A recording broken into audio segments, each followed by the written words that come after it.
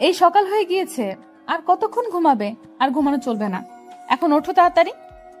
মাত্র তো ঘুমিয়ে পড়লাম, এখনই যদি ডিস্টার্ব করো তাহলে কেমনে কিভাবে হবে বলো? আরেকটু ঘুমাই, তুমি শুয়ে থাকো, আমি তোমাকে জড়িয়ে ধরে শুয়ে থাকি। হয়েছে, অনেক রোম্যান্স করছি রাত্রে, এখন আর রোম্যান্স করা চলবে না। এখন আমি গোসল করব, আর আমাকে ডিস্টার্ব করবে না। আমি কোথায় তোমাকে ডিস্টার্ব করতেছি? তুমি তোমাকে ডিস্টার্ব করতেছো তাই না? আমি তো তোমাকে বলেছি শুয়ে থাকো, তোমাকে এখন বাইরে যেতে বলেছে কে?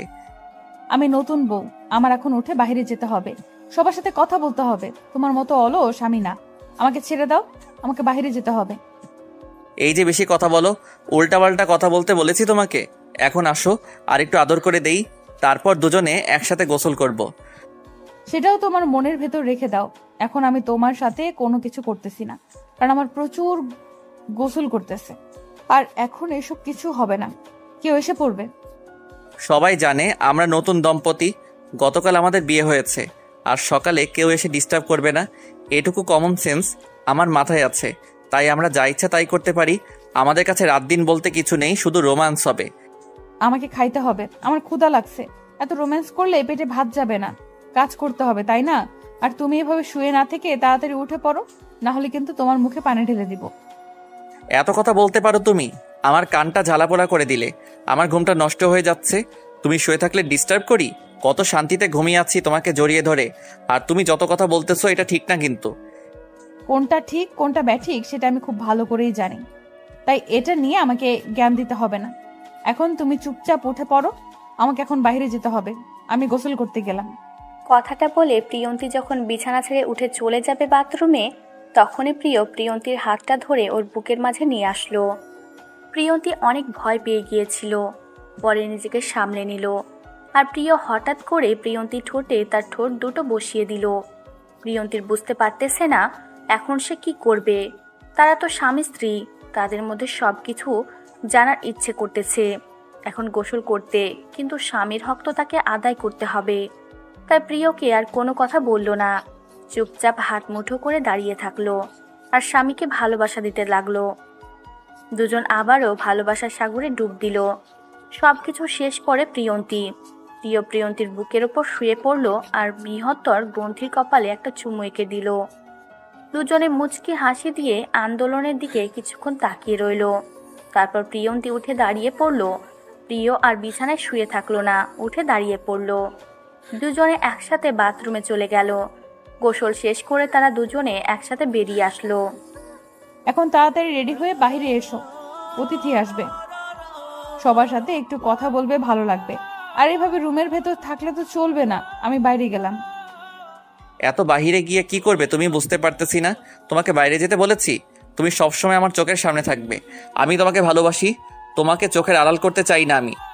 কিন্তু আমাকে তো বাইরে যেতে হবে, আমি তো বাইরে দাঁড়িয়ে আছি তাই না? আমি তো চলে যাচ্ছি না, তাই তো? তুমি চাইলেও আর আমার জীবন থেকে কখনো চলে যেতে পারবে না, কারণ আমি তোমাকে একদম আমার করে নিয়েছি। তুমি যতই চেষ্টা করো না কেন যাইতে পারবে না।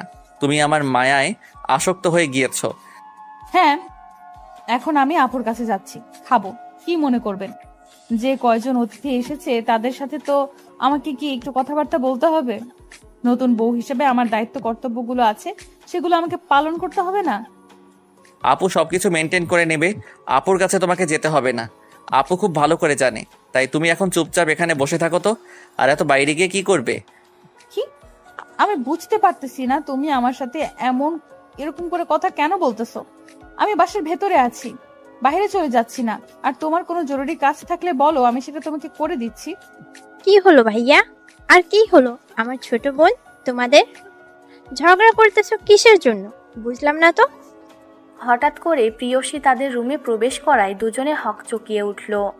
বুঝতেই পারেনি প্রিয়সী সেখানে চলে আসবে, আর আগের কথাগুলো শুনে নিয়েছে কিনা সেটা দেখার জন্য অনেক ঘাবড়ে গেল। প্রিয় সেখানে আর এক মুহূর্ত দাঁড়ালো না, রুম থেকে তাড়াতাড়ি বেরিয়ে গেল। কিন্তু প্রিয়ন্তী এখন থেকে বেরিয়ে যেতে পারবে না। সে চুপচাপ মাথা নিচু করে দাঁড়িয়ে রইল। প্রিয়ন্তী কি বলবে না বলবে তার মুখের ভাষা হারিয়ে ফেলেছে। আর প্রিয়সী মুচকি হাসি দিয়ে প্রিয়ন্তীর হাত ধরে বিছানায় নিয়ে গিয়ে বসে তার হাত দিয়ে মুখটা একটু উঁচু করে তার দিকে তাকানোর জন্য বলল। কিন্তু প্রিয়ন্তী লজ্জায় চোখ খুলে প্রিয়সীর দিকে তাকাতে পারতেছে না। সেটা দেখে প্রিয়সী নিজে থেকেই বলা শুরু করে দিল। এত লজ্জা পেতে হবে না, সবকিছু ঠিকঠাক আছে। আমি তোমাদের আগের কোনো কথা শুনিনি, আমি হুট করে চলে এসেছি। অনেক বেলা হয়ে গিয়েছে তো, সকাল 10টা বাজে। তাই ভাবলাম তুমি ঘুমিয়ে আছো নাকি, কি করতেছো একটু খোঁজ খবর নিই। না হলে পরে বলবে যে আমি স্বার্থপরের মতো তোমার খোঁজ খবর নেই নাই। আমি তো সকাল 8টার সময় উঠিয়ে দিয়েছি, কিন্তু আপনার ভাইয়া আমাকে বাইরে যেতে দিচ্ছে না। বলতেছে আমাকে নাকি পুতুলের মতো ঘরের ভেতরে বসিয়ে রাখবে। বাসার বাইরে তো আমি যাচ্ছি না, আমি শুধু বাইরে যেতে চাচ্ছি, তাও দিচ্ছে না। কি বলতেছো এসব কথা? বাদরটা গেল কোথায়? আমি তাকে মজা দেখাচ্ছি। আমার বোনটারে সারাদিন কি রুমের ভেতরে রাখবে নাকি? এটা কি জেলখানা? আমি দেখাচ্ছি মজা। আমি দুঃখিত আপু, কারণ আমি আপনাকে কোনো সাহায্য করতে পারলাম না আজকে। আর আপনার এই অবস্থা, আর আমি এখানে। কিসব উল্টোপাল্টা কথা বলতেছো? আর তোমাদের বিয়ে হয়েছে আজকে, আর আজকে সবকিছু নিজেদের মাঝে শেয়ার করবে, গল্পে করবে। আর এদিকে তো কাজের লোক আছে, আজকে তো তার ছুটি শেষ হয়ে গেছে, আর এখন থেকে তোমাকে কাজ করতে হবে না। আচ্ছা চলুন তাহলে বাইরে গিয়ে বসি, রুমের ভেতরে ভালো লাগতেছে না। কালকে থেকে রুম থেকে একবারও বের হওয়ার সুযোগ পাইনি। চলো তাহলে বাইরে গিয়ে বসে থাকি। মাহিন একটু বাজারে গিয়েছে, কিছু কেনাকাটা করতে হবে। বিয়েটা তো হুট করে হয়ে গিয়েছে, আর কাউকে জানাতে পারিনি। বিয়ের আয়োজন তো করতে পারলাম না, অন্তত একটা পার্টি দেওয়া উচিত আমাদের। এই ব্যাপারে আমি কিচ্ছু মতামত দিতে পারতেছি না আপু। আপনার ভাইয়া যেটা করবে সেটাই। আমি তো তার উপর কোনো কথা বলার সাহস পাই না। বুঝতে পারলাম, কিন্তু এ বিষয়ে কথা বলতে না পারো, কিন্তু নিজের যেটা তোমার অধিকার একজন স্ত্রী হিসেবে একটা স্বামীর কাছে, যে অধিকারটা শেষ রাতে আদায় করে নেবে। যদি সেটা আমার ভাই পালন করতে না পারে তো আমার কাছে বিচার দিবে, আমি দেখে নিব। আমি আশা করি আমি না যেতেই আমার কাছে সব চলে আসবে। আমার মন বলতেছে আমার স্বামী আমাকে এতটা ভালোবাসে যে আমাকে মুখ ফুটে কিছু বলতে হবে না। হয়েছে, আর তারিফ করতে হবে না। তা এত তারিফ করতে চাও, কিন্তু আমি তার বোন, আমার কোনো তারিফ করতেছেন না, এটা কিন্তু মোটেও ঠিক হচ্ছে না। আমিও কিন্তু তোমাকে কম ভালোবাসি না। দুইটা মানুষকে এরকম করে তো ভালোবাসা যায় না, কারণ দুজনের সাথে সম্পর্ক দুইটা। আর আপনার সাথে যেটা সম্পর্ক সেটা সর্বোচ্চ সম্পর্ক। আপনি আমার জন্য যা করেছেন, আমি যদি সারা জীবন আপনার কৃতজ্ঞতা প্রকাশ করি তারপরেও পারলি মেয়ে, কি বলো? এসব কথা বাদ দাও, এসব কথা বাদ দাও। এখন চলো বাইরে গিয়ে বসি, আর দেখি কয়েকজন মেহমান আসবে। একটু পর আমার শ্বশুর শাশুড়ির সাথে তোমার পরিচয় করিয়ে দিব। চলো। প্রিয়সী প্রিয়ন্তীকে সাথে করে নিয়ে বাইরে চলে আসলো। বাইরে এসে দেখে যে প্রিয়সী শ্বশুর শাশুড়ির সাথে কথা বলতেছে বসে। আর এটা নিত্য নতুন কাজ না। যখনই তারা বাসায় আসে, প্রিয় তাদের সাথে খুব ভালো ব্যবহার করে, তাদের খুব খাতির যত্ন করে, কারণ তারা যে তার একমাত্র বোনের শ্বশুর শাশুড়ি। আর আমার প্রিয় সিরাজের তো বাবা মায়ের, তার প্রিয় তাদেরকে বাবা মার মতো সম্মান করে। আর প্রিয়সী শ্বশুর শাশুড়ির প্রিয়, আর প্রিয়জনকে নিজের সন্তানের মতো দেখে, কখনো তাদেরকে পরের সন্তান ভাবে না, নিজের সন্তানের মতো সব থেকে ভালোবাসে, বরঞ্চ নিজের সন্তানের থেকে বেশি ভালোবাসে তাদেরকে। তারপর সেখানে প্রিয় শিল্পীকে নিয়ে আসলো, আর তার শ্বশুর শাশুড়ির সাথে সুন্দর করে পরিচয় করিয়ে দিল। প্রিয় সেখান থেকে তাকিয়ে রইল প্রিয়ন্তীর দিকে, আর প্রিয়সী তখন প্রিয়কে একটা গুঁতা মারল। প্রিয় বুঝতে পারলো তার বোন বুঝতে পেরে গিয়েছে, তাই সে নিজেকে সামলে নিল, আর সেখান থেকে উঠে একটু হাঁটাহাঁটি করতে লাগলো। আর এদিকে বাকি চারজন বেশ জমিয়ে আড্ডা দিতে লাগলো, অনেক মনের কথা খুলে বলল সবাই। সেই লেভেলের একটা আড্ডা জমিয়ে দিল সেখানে। আর এদিকে মাহিনরা বাজার খরচ করতে করতে তার জীবন শেষ। একমাত্র শালের বিয়ে, আমার একমাত্র বউ নাই হিসেবে মাহিনের সব দায়িত্ব পড়েছে, তাই তাকে সব কিছু সামলাতে হবে। যদি আরো বড় আয়োজন করতে হয় নাই, তাহলে ও শেষ হয়ে যেত। এখন মাহিন মনে মনে বলছে আয়োজনটা না করে তার জন্য ভালোই করেছে। বাজার খরচ করা শেষ করে গাড়িতে করে সব কিছু নিয়ে বাড়ি চলে আসলো। আর এসে কয়েকজন কাজের লোককে বলল সবকিছু ভিতরে নিয়ে আসার জন্য। মাহিন অনেক ক্লান্ত ছিল, তাই সে ভিতরে এসে গোসল করার জন্য নিজের রুমে চলে গেল। প্রিয়াঙ্কা একটু ভিতরে আসো তো, কথা আছে তোমার সাথে, জরুরি, তাড়াতাড়ি চলে আসো। আমি এখন তো যেতে পারবো না, কারণ কিছু কাজ আছে আমার। এখন বলো, সমস্যা নেই। এখানে বলো, সমস্যা নেই। কি এমন ইম্পর্টেন্ট কথা? এখানে তো কেউ নেই, এখানে বলতে পারো। এখন তোমাকে আমি যেটা বলতেছি সেটা হলো, এত কথা বলো কিসের জন্য? এখন আমাকে রুমের ভেতরে আসতে বলতেছি না? এখানে বসে হাসছো কিসের জন্য? একা একা রুমে আসো। তোমার মতলব কি বুঝতে পারতেছি না। এত দুষ্টু কেন তুমি? ভালো লাগতেছে না এখন আমার। বুঝতে পারো না কেন? অনেক ক্লান্ত আমি। এখন এখানে থাকতে দাও, সবার সাথে গল্প করে ভালো লাগবে। তাহলে চলো বাইরে নিয়ে গিয়ে তোমাকে ঘুরিয়ে নিয়ে আসি। রুমে আসো আর রেডি হও, তারপর আমরা বাইরে যাচ্ছি। সমস্যা নেই, তখন আরো ভালো লাগবে। তুমি কি পাগল হয়ে গিয়েছো? বুঝতে পারতেছি না। কিছুক্ষণ পর কয়েকটা মেহমান আসবে। আব্বু আমাকে এখন বললো আমাকে এখন কোথাও যাওয়া যাবে না, আমাকে এখানে থাকতে বলেছে আব্বু। আচ্ছা তাহলে তুমি রুমে আসো, আমি তোমার সাথে গল্প করব। আসো। তুমি কেন বসে আছো কিসের জন্য? দেখো, আমি যেতে পারবো না। তুমি যদি আপুর কাছে পারমিশন নিয়ে আসতে পারো তাহলে আমি যাব, আর যদি বলে হ্যাঁ আমি রুমে আসতে পারবো তাহলে যেতে পারবো, কারণ আপু আমাকে একটা শর্ত দিয়ে গিয়েছে। এখন কিন্তু মাথা গরম হয়ে যাবে। আপুর সাথে তোমার আবার কিসের লেনদেন শুরু হলো বুঝলাম না। আপু তোমাকে যেটা করতে বলবে সেটা করবে তুমি। আমার কথার কি কোনো মূল্য নেই? আমি শুধু বলেছি আপুকে জিজ্ঞেস করে আসেন, তাহলেই তো হয়, তাই না?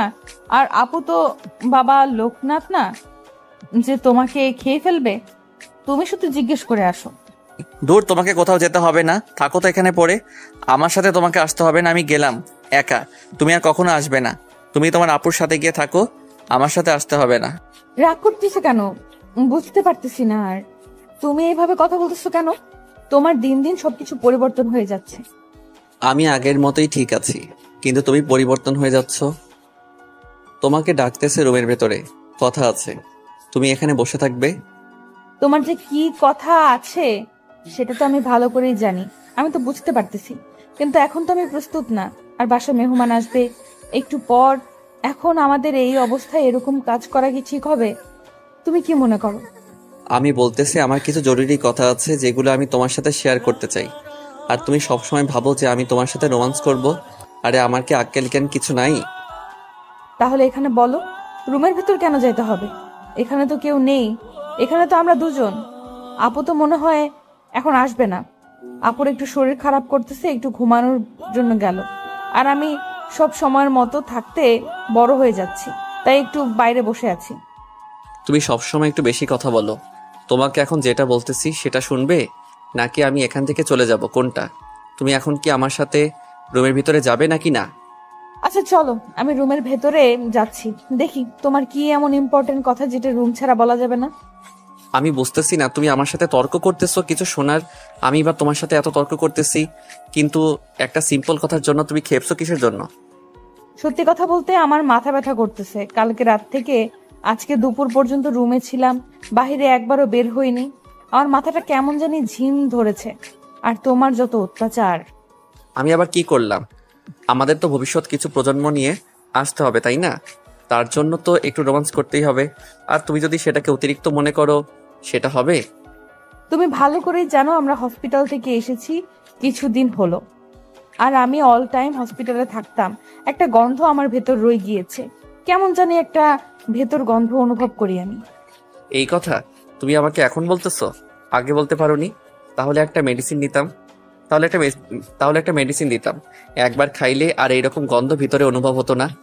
আমরা তো মাঝে মধ্যে খাই, কারণ আমাদের তো সবসময় থাকতে হয়, তার জন্য আমাদের খেতে হয়। আচ্ছা চলো তাহলে ভেতরে যাই, দেখি তুমি কি এমন ইম্পর্টেন্ট কথা বলো আমাকে। কিন্তু প্লিজ এখন আমাকে অত্যাচার করিও না। রোম্যান্স করো ঠিক আছে, একটা সময় আছে, বাট এখন না। আমি তার জন্য প্রস্তুত না। তুমি কি পাগল হয়েছো নাকি? আমারও তো একটা মন মানসিকতা আছে, তাই না? আর আমারও তো একটা এনার্জির ব্যাপার আছে। সবসময় কি রোজ করা যায় নাকি? আর আমি তোমাকে সারপ্রাইজ দেওয়ার জন্য রুমের ভেতরে ডাকতেছি, আর তুমি যেভাবে রিয়াক্ট করতেছো। প্রিয়ন্তী প্রিয়ের সাথে আর একটা কথা বলল না, কারণ সে জানে ভুলটা প্রিয়ন্তী নিজেই করেছে। তাই প্রিয়ের সাথে তর্ক করা বোকামি ছাড়া আর অন্য কিছু না। প্রিয়ন্তীর খারাপ লাগতেছে, কেন সে নিজেই বুঝতে পারতেছে না। তার মাথাটা কেমন জানি ঝিম ধরেছে। সে চাইলেও ফ্রেশ হতে পারছে না।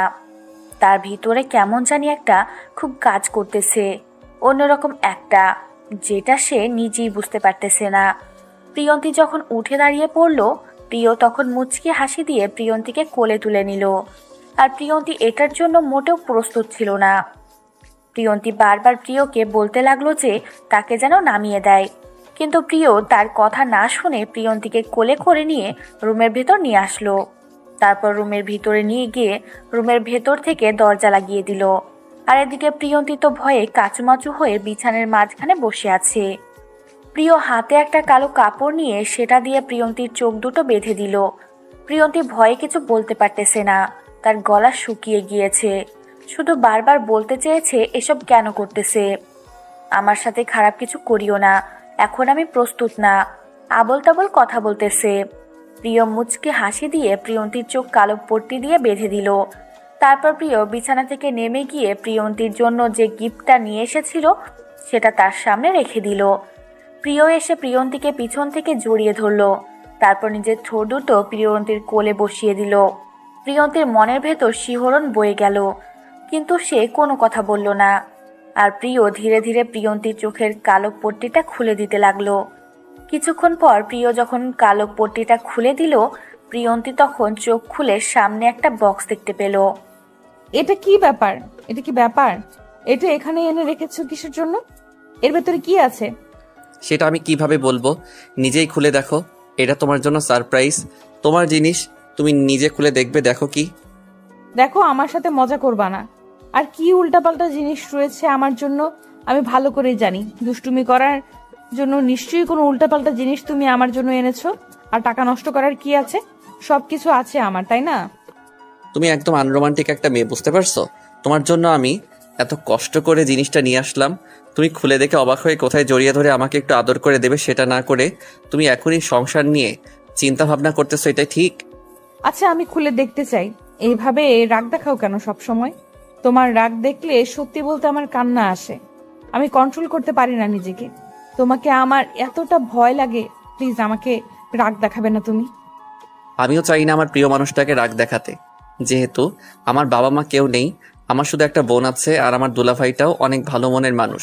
তুমি আমার একমাত্র আপন মানুষ, যাকে আমি বিশ্বাস করে আমার মনের ভিতরে যত লুকানো কথা আছে সব কিছুই বলতে পারবো। এখন তুমি সেই বিশ্বাসটা রাখবে আমার। দেখো, একটা কথা বলি তোমাকে, সেটা হচ্ছে যে আমি প্রথম থেকে তোমাকে পছন্দ করতাম না, কিন্তু একবার যেহেতু বিয়ে হয়ে গিয়েছে, আমি যেহেতু বাঙালি মেয়ে, সারা জীবন তোমার সাথে আমাকে থাকতেই হবে। আর আমি গরিব ঘরের একটা মেয়ে, তোমার মায়ায় শক্ত হয়ে গিয়েছি। আমি চাইলেও আর ফিরে যেতে পারবো না। আর একটা বিশ্বাস করতে পারো, আমার জীবন গেলেও আমি তোমার হাত ছেড়ে দেব না। তোমাকে কখনো ঠকাবো না, তোমার বিশ্বাসের মর্যাদা কখনো নষ্ট করব না। আমি আমার সবটুকু দিয়ে তোমাকে আগলে রাখবো, যতদিন এ দেহে প্রাণ আছে, যতদিন আমি নিঃশ্বাস নিতে পারবো। আমি শুধু তোমাকে ভালোবাসবো। এতদিন যেটা করেছি, অন্যায় করেছি, ভুল করেছি, আমি সে ভুলের পাপের প্রায়শ্চিত্ত করতে চাই। আমাকে অবিশ্বাস করতে হবে, তাহলেই না আমি আপনার বিশ্বাসের মর্যাদা রাখতে পারবো। যদি আপনি আমাকে বিশ্বাস না করেন, তাহলে আমি আপনার বিশ্বাসের মর্যাদা কেমনে রাখবো? আমি তোমাকে কথা দিচ্ছি, আমি তোমাকে কখনো অবিশ্বাস করব না, সবসময় বিশ্বাস করে যাব। কিন্তু তুমি সেই বিশ্বাসটা নিয়ে কখনো খেলা করবে না, কারণ আমি অনেক খারাপ ছিলাম। আমাকে ভালো হতে সাহায্য করো, তুমি আমার জীবন সঙ্গী হিসেবে। আমি আপনাকে কথা দিচ্ছি, আমি আপনাকে কখনো ছেড়ে যাব না, কখনো একা করে রেখে চলে যাব না। আমি আপনাতে আসক্ত হয়ে গিয়েছি। আপনার কাছেই আমি সারা জীবন থাকতে চাই। আপনার জন্য দরকার হলে আমি নিজের জীবনটাও দিতে প্রস্তুত। প্রিয় আর কোনো কথা না বলে প্রিয়ন্তীকে শক্ত করে জড়িয়ে ধরল। তারপর দুজনেই একটুও নিজেদের ভালোবাসা বহিঃপ্রকাশ করলো, একজন অন্যজনকে সুন্দর সুপ্ত আদর করে দিল। তারপর প্রিয় প্রিয়ন্তীকে ছেড়ে দিয়ে একটু সরে বসলো, আর প্রিয়ন্তীকে ইশারা করে বলল বক্সটা যেন খুলে দেখে। তারপর প্রিয়ন্তী বক্স খুলে দেখে, বক্সের ভিতর একটা ডায়মন্ডের নেকলেস। প্রিয়ন্তীর কাছে এটা একটা স্বপ্নের মতো মনে হচ্ছে, কারণ তার মতো একটা গরিব ঘরের মেয়েকে ডায়মন্ডের নেকলেস গিফট করছে। তার স্বামীর কাছ থেকে সেটা কখনোই কল্পনা করেনি সে। শুধু সবসময় কল্পনা করেছে যে কিভাবে পড়াশোনা করে ভালো রেজাল্ট করবে, তার নিজের ভিত্তি তৈরি করবে। কিন্তু যখন তার বাবা অসুস্থ হয় তখন তার সব স্বপ্ন ধূলিসাৎ হয়ে যায়। তারপর তার জীবনটা একদম গ্রামের কালচার মতো করে সাজিয়ে নেয়। প্রিয়ন্তী অবাক হয়ে ডায়মন্ডের নেকলেসের দিকে তাকিয়ে রইল। আর প্রিয় সেটা বুঝতে পারলো যে এটার জন্য মোটেও প্রস্তুত ছিল না প্রিয়ন্তী। তারপর ডায়মন্ড নেকলেসটা প্রিয় হাতে তুলে নিল। তারপর নিয়ে আর সে তার ভালোবাসার মানুষটিকে পরিয়ে দিল। আর তখন প্রিয়ন্তীর মনের ভিতর থেকে একটা আনন্দ, কি একটা খুশির, কি একটা উল্লাস কাজ করতেছে সেটা একটা মেয়ে বুঝতে পারবে। এটা কোনো ছেলে বা অন্য কেউ বুঝতে পারবে না। একটা মেয়ে যখন তার ভালোবাসার মানুষের কাছ থেকে কোনো গিফট, আর সেই গিফটটা যখন ভালোবাসার মানুষ নিজেই পরিয়ে দেয়, তখন তার মনের ভিতরে একটা কি ফিলিংস কাজ করে সেটা একটা মেয়েই শুধু বুঝতে পারবে। তারপর প্রিয়ন্তী খুশির কারণে কান্না করে দিল। তার চোখ বেয়ে নোনা জল গড়িয়ে পড়ল। সেটা সুন্দর করে মুছে দিল প্রিয়। তারপর আবার তাকে বুকে টেনে নিল, কপালে একটা ভালোবাসার পরশ এঁকে দিল সুন্দর করে। তারপর প্রিয়ন্তীকে একটু বিছানা থেকে নামিয়ে নিয়ে আয়নার সামনে নিয়ে গেল। তারপর দুজনেই আয়নার দিকে তাকিয়ে আছে অবাক দৃষ্টিতে। সত্যি আজকে অনেক সুন্দর লাগতেছে। প্রিয়ন্তী নিজের রূপ দেখে নিজেই মুগ্ধ। প্রিয় পিছন থেকে জড়িয়ে ধরে রেখেছে প্রিয়ন্তীকে। প্রিয়ন্তীর ভিতরে মনে হচ্ছে যে তোলপাড় শুরু হয়ে গেছে। তার শরীরে কোনো শক্তি নেই। সে প্রিয়র গায়ে হেলান দিয়ে দাঁড়িয়ে আছে। কি হলো, তুমি ঠিক আছো তো? তোমাকে এরকম দেখাচ্ছে কিসের জন্য? অসুস্থ মনে হচ্ছে তোমার। এরকম কিছু হলে চলো, তোমাকে ট্রিটমেন্ট করাচ্ছি আমি। এরকম করে সারা জীবন আমাকে ভালোবাসবে তো, নাকি মাঝ রাস্তায় আমাকে ছেড়ে চলে যাবে? এরকম একটা সুন্দর মুহূর্ত তুমি আমাকে উপহার দিচ্ছ, আর এরকম করে অনেক সুন্দর মুহূর্ত তুমি আমার জীবনে নিয়ে এসেছো, কিন্তু আমাকে প্লিজ মাঝ রাস্তায় ছেড়ে দিও না। আমি তোমাকে শুধু একটা কথাই বলবো, যতদিন এই দেহে প্রাণ আছে আমি শুধু তোমার। আমি এতদিন তো অনেক মেয়ে দেখেছি যারা আমার কাছে এসেছিল শুধু টাকার জন্য। একটা মাত্র মেয়ে আমি পেয়েছি, তুমি আমার কাছে টাকার জন্য এসেছিলে, কিন্তু সেটা নিজের স্বার্থের জন্য না, নিজের বাবাকে বাঁচানোর জন্য। তুমি যেহেতু নিজের ইজ্জত বিক্রি করে বাবাকে বলতে পারো, তাহলে তোমার জীবনের অংশকে তুমি কি করবে? যদি কখনো তোমার পর কোনো আওয়াজ আসে, সেই আওয়াজের মোকাবেলা সবার সামনে আমি করব, কারণ আমি তোমার জীবনে একটা অংশ হয়ে গেছি, আর আমি তোমাতেই পরিপূর্ণ। তোমাকে ছাড়া হয়তো আমিও পরিপূর্ণ থাকতাম না। আল্লাহ তাআলা হয়তো আমাদের দুজনকে এইভাবে পরিপূর্ণতা দিয়েছে।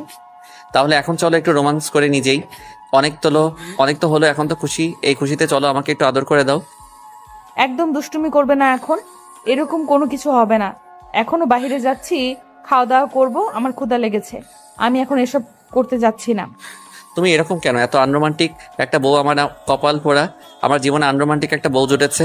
আমি একটা রোমান্টিক ছেলে, কিন্তু আমার বউটা আনরোমান্টিক।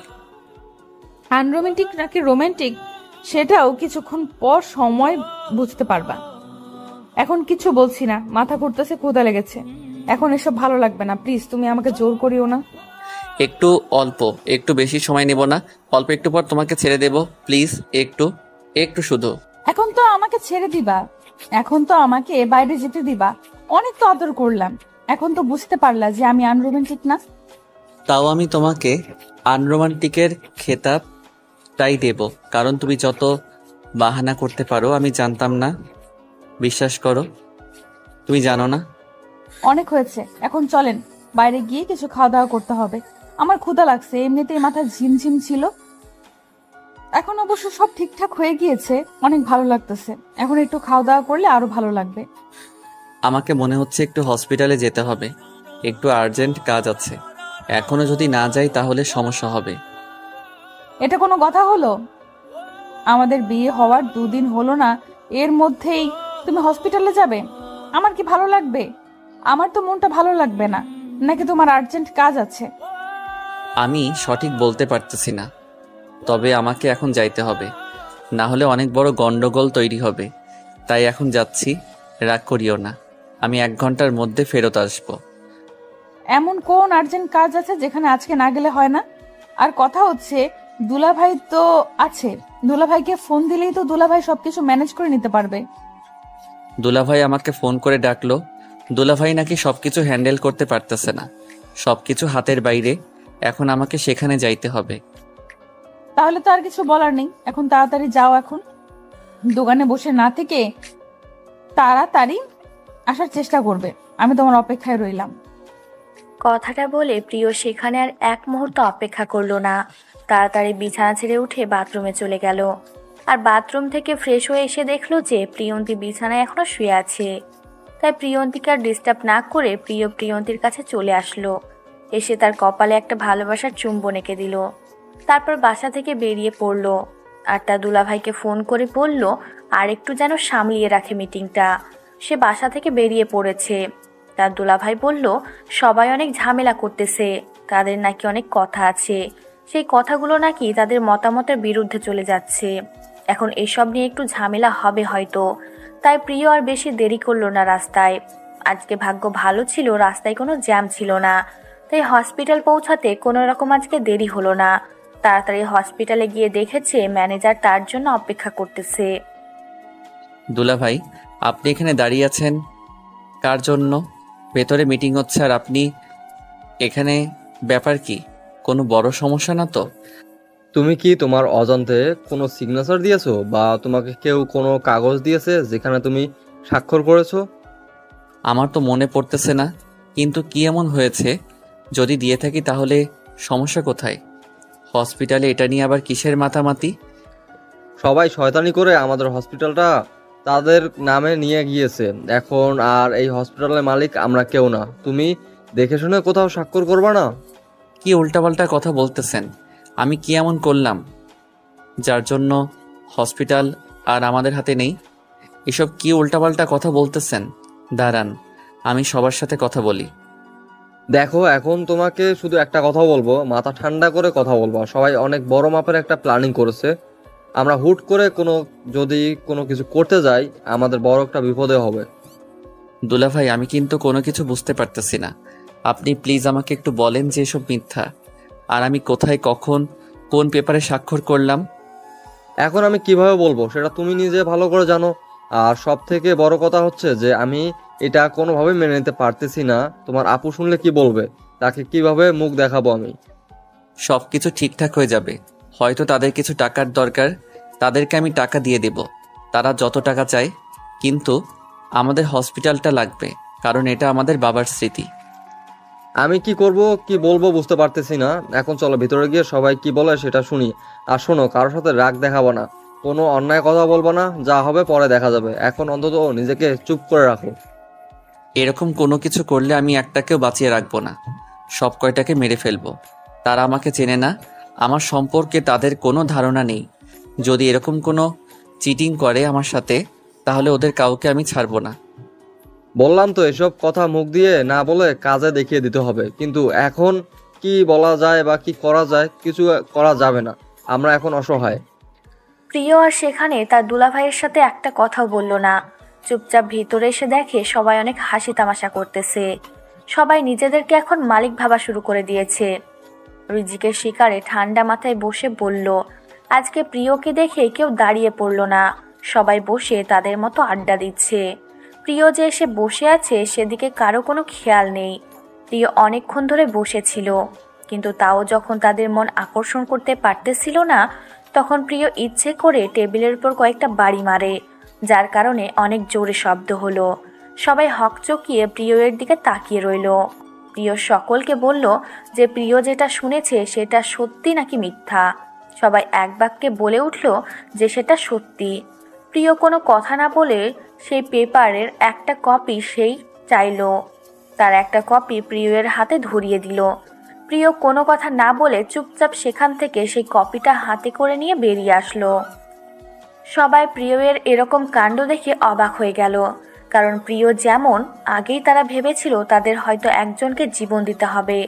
কিন্তু প্রিয় তো কাউকে কোনো কিছু না বলে শুধু কপিটা হাতে করে নিয়ে বেরিয়ে চলে গেল। আর সে চলে যাওয়া দেখে একজন এক এক রকম মন্তব্য করতে লাগলো। কেউ বলতেছে ভয় পাচ্ছে, কেউ বলতেছে তার কিছুই নেই, কোনো শক্তিই নাই, হুদাই তাকে এতদিন ভয় করেছে। কিন্তু কেউ কেউ মনে মনে ভাবতেছে এভাবে চলে যাওয়ার মানে অনেক কিছুই হতে পারে। কেউ কেউ অনেক মজা মাস্তি করতেছে। আর দুই একজন যারা প্রিয়ের সম্পর্কে অল্প কিছু জানেন, যে প্রিয় ছেলেটা কেমন, তার তিলা কেমন ছিল, তাদের বস তাদেরকে বলে গিয়েছিল। তারা একটু ভয়ে কাঁপাকাঁপি করতেছে। আর বাকিরা তো কিছুই জানে না। তারা হসপিটালের মালিক হতে পেরে অনেক খুশি তারা। এটা জানে না তারা নিজের অজান্তে কত বড় বিপদ ডেকে নিয়েছে। প্রিয় তার দুলাভাইকে সঙ্গে করে নিয়ে বাসায় চলে আসলো। হসপিটালের দিকে কিছুক্ষণ তাকিয়েছিল, তারপর দুজনেই বাসায় চলে আসলো। তাদেরকে এরকমভাবে একসাথে বাসায় আসতে দেখে প্রিয়সী চুপ থাকতে পারল না। কি হলো তোমরা দুজনে একসাথে আর এই সময় বাসায় যে? আজকে কি কোনো পেশেন্ট বা কোনো কাজ নেই হসপিটালে? প্রতিদিন তো অনেক কাজ করি হসপিটালে, ভাবলাম যে আজকে বাসার সবাইকে নিয়ে একটু ঘুরে আড্ডা দেবো, আর তার জন্যই তাড়াতাড়ি চলে আসলাম। নাকি সেটা সহ্য হয় না তোমার? তুমি এই কথা বলতেছো, সেটা আমাকে বিশ্বাস করতে হবে? তুমি তো একটু বলবা যে আমাকে হসপিটালে যেতে হবে, আর তুমি এখন এসেছো আমাকে উল্টোপাল্টা বোঝাইতে, তাই না? আরে এমন ভাবে বলতেছো কিসের জন্য? বিশ্বাস করো আমি কোথাও যাচ্ছি না। আজকে আমরা সবাই একসাথে আড্ডা দেবো, আর তুমি চুপচাপ গিয়ে এখন বসে পড়ো, আর এক কাপ কফি বানিয়ে দিতে পারলে খুব ভালো হয়। প্রিয় কোথায়? তাকে তো দেখতেছি না। এসে দাঁড়ালো, তারপর হঠাৎ করে কোথায় চলে গেল? এখন কি হয়েছে? তার মুখের দিকে তাকালাম, কেমন জানি মলিন লাগতেছে। তেমন কিছু না, একটু শরীর অসুস্থ করেছে তাই রুমের ভেতর চলে গিয়েছে। আমাকে বলেছে এখন যেন তাকে আমাদের কেউ ডিস্টার্ব না করি, সেটাও বলে দিয়েছে। এখন চলো রুমে যাচ্ছি, আর তোমাকে এই অবস্থায় সবসময় বাইরে থাকা যাবে না। আচ্ছা চলো তাহলে, এখানে আর ভালো লাগছে না। আর আজকে যেহেতু তুমি আর হসপিটালে যাবে না, আমাকে কিছুক্ষণ সময় দাও, আমার অনেক ভালো লাগবে। তারপর প্রিয়সী এবং মাহিন দুজনেই তাদের রুমের ভেতর চলে গেল। আর এদিকে প্রিয় যখন রুমের ভেতর প্রবেশ করলো, প্রিয়ন্তী রুমে বসেছিল, রুমের টুকটাক কাজ করতেছিল। হঠাৎ করে প্রিয় রুমে প্রবেশ করবে সে কল্পনাও করতে পারেনি। এত তাড়াতাড়ি চলে আসবে প্রিয়ন্তী কোনো কথা না বলে প্রিয়ের সামনে দাঁড়িয়ে পড়ল এবং প্রিয়ের হাত দুটো নিজের হাতে মুষ্টিবদ্ধ করে নিল। তারপর প্রিয়ন্তী তার মাথাটা প্রিয়ের বুকে রাখলো। আর তখন প্রিয়ন্তীর কেমন যেন নিস্তেজ হয়ে যাচ্ছিল, তাই এসে নিজেকে ধরে রাখতে না পেরে প্রিয়ের শরীরে নিজের শরীরটা এলিয়ে দিল। আর হঠাৎ করে প্রিয়ন্তীর এরকম কাজ দেখে প্রিয় অনেকটাই ভয় পেয়ে গেছে। কি থেকে কি হয়ে গেল এটা? উল্টাপাল্টা চিন্তা মাথায় চলে আসলো। প্রিয় অনেক টেনশন করতেছে। তারপর যখন প্রিয় প্রিয়ন্তীকে কোলে তুলে নিল, তখন প্রিয়ন্তী তার 32টা দাঁত বের করে হাসি দিল। প্রিয় তখনও বুঝতে পারতেছে না যে প্রিয়ন্তী তার সাথে মজা করতেছিল। তখন প্রিয় কলিজায় দম ফিরে আসলো। পাগল নাকি তুমি এরকম করলে? জানো আমি কতটা ভয় পেয়ে গিয়েছি, আর এখন তুমি হাসতেছো? আমি ভালো করে জানি আমাকে ছাড়া তুমি হসপিটালে গিয়ে এক মুহূর্তও থাকতে পারবে না, তাই অযথা বাহানা দেখিয়ে গেলে বা কিসের জন্য এত তাড়াতাড়ি চলে আসলে, কিসের জন্য? তুমি তো সবকিছু জানো, তোমাকে ছাড়া ভালো লাগে না। তাই ভাবলাম সে যখন হসপিটালে তোমার একটা আলাদা কেবিন তৈরি করে নিতে পারবে আমার কেবিনের পাশে, যখন তখন আমি তোমাকে ডিস্টার্ব করতে পারবো। তখন থেকে হসপিটালে নিয়মিত যাব, তার আগে না। এসব কি আজে বাজে কথা বলছো? এইভাবে যদি চলতে থাকে তাহলে সংসার চলবে কিভাবে? এখন তো শুধু আমরা দুজন, কিছুদিন পর তো আমরা 3 জন 4 জন এরকম হয়ে যাব। ভাইয়া আমাদের জন্য কত করবে শুনি? কাউকে আমাদের জন্য করতে হবে না, এখন সবাই মিলেমিশে থাকতে চাই, এটা হলো বড় কথা। আর হসপিটালে একটু সমস্যা হয়েছে, এখন আমি কয়েকদিন ভালো মতো কোথাও যাচ্ছি না, প্লিজ আমাকে ডিস্টার্ব করিও না। কি উল্টাপাল্টা কথা বলতেছো? আমি কি তোমাকে ডিস্টার্ব করি? আর আমি তোমার সব সময় পাশে থাকতে চাই, সেটা যে কোনো পরিস্থিতিতেই হোক না কেন। আমার মাথাটা কেমন জানি ব্যথা করতেছে, একটু মাথায় হাত বুলিয়ে দাও তো, যেন ভালো লাগা কাজ করে। আমাকে নামিয়ে দাও, তুমি শুয়ে পড়ো। আমি তোমার সেবা যত্ন করতে চাই শতবার। তুমি আমার স্বামী। আমাকে কি স্বামী হিসেবে গ্রহণ করতে কোনো সমস্যা আছে নাকি? যেভাবে কথা বলতেছো, সমস্যা থাকলে বলতে পারো। কি উল্টাপাল্টা কথা বলছো? আমার মাথায় কিছুই ঢুকতেছে না। আমার প্রচুর ঘুম পাচ্ছে, আমি এখন ঘুমাবো। তোমার নাকি মাথা ব্যথা করতেছে? চলো একসাথে ঘুমাই, তাহলে দেখবে যে তোমার মাথা ব্যথা থাকবে না। এটা কিন্তু আমার প্রশ্নের উত্তর হয়নি। আমি যেটা প্রশ্ন করেছি তার উত্তর দিবা কিনা সেটা বলতেছো না, কিসের জন্য? আমার ভালো লাগতেছে না এখন। আর যদি তোমাকে আমি স্বামী হিসেবে গ্রহণ না করতাম, তাহলে এতদিন হয়তো আমি আত্মহত্যা করতে পারতাম, তাই না? ভালোবাসাটা হলো মন থেকে আসে, আর যদিও আমি তোমাকে জোর জবরদস্তিতে বিয়ে করেছি, বিশ্বাস করো আমি তোমাকে সত্যিই ভালোবাসি। তাহলে কি তুমি এখন থেকে আমাকে সন্দেহ করা শুরু করে দিয়েছো?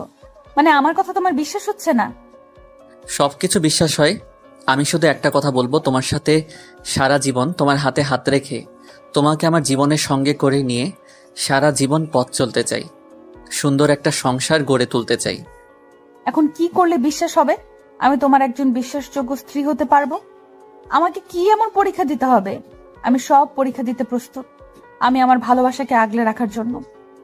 তোমাকে কিছু করতে হবে না, আমি তোমাকে বিশ্বাস করি নিজের জীবনের থেকেও বেশি। আরও কথা হচ্ছে যে আমরা আমাদের সংসারটাকে গুছিয়ে নিতে চাইছি। এই সামান্য বিষয় নিয়ে কেউ কারোর সাথে তর্ক করতে চাই না। ধীরে ধীরে এই সামান্য তর্ক বড় ঝগড়ায় পরিণত হবে না, এর কোনো গ্যারান্টি আছে? ও আচ্ছা, তাহলে এই ব্যাপার। তাহলে তুমি ভয় পাচ্ছ যে আমি তোমার সাথে তর্ক করে তোমাকে ছেড়ে চলে যাব না তো? না তো। আরে পাগল, আমি তোমার সাথে তর্ক করি এমনিতেই। মন খারাপ থাকলে তোমার সাথে কথা বললে আমার মন ভালো হয়ে যায়। সেটা আমি বুঝতে পারলাম না। আমি চাই আমাদের সুন্দর একটা সংসার হোক। আমরা দুজনের পাশে থেকে দুজনের জীবনের সারা জীবন একসাথে কাটিয়ে দিতে চাই। হয়েছে, আমি তোমাকে কথা দিচ্ছি আর অকারণে তোমার সাথে কোনো তর্ক করব না। এখন থেকে তুমি যেটা বলবে সবকিছু আমি মেনে চলবো। একজন স্বামী হিসাবে একজন স্ত্রীকে আদর করতেই পারে, আর আমার স্ত্রী হিসেবে দায়িত্ব আছে। আমার স্বামী যেটা বলে সেটা আমাকে মেনে নিতে হবে। আমি জানি তোমাকে জোর করে বিয়ে করেছি, তোমার বাবাকে মানুষের কাছে জিম্মি করেছিলাম। তোমার কি এটা নিয়ে মনে কিছু আছে? থাকলে বলো। প্রথমে তোমাকে অনেক খারাপ ভেবেছিলাম, প্রথমে তোমাকে অনেক জঘন্য একটা মানুষ ভেবেছিলাম, কিন্তু পরে যখন ধীরে ধীরে তোমার সম্পর্কে জানতে পারলাম তখন ভালো লেগেছিল।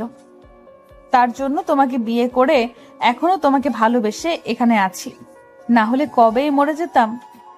যেটাই বলো না কেন সব সহ্য হয়, এই মরে যাওয়ার কথা প্লিজ কখনো বলবে না।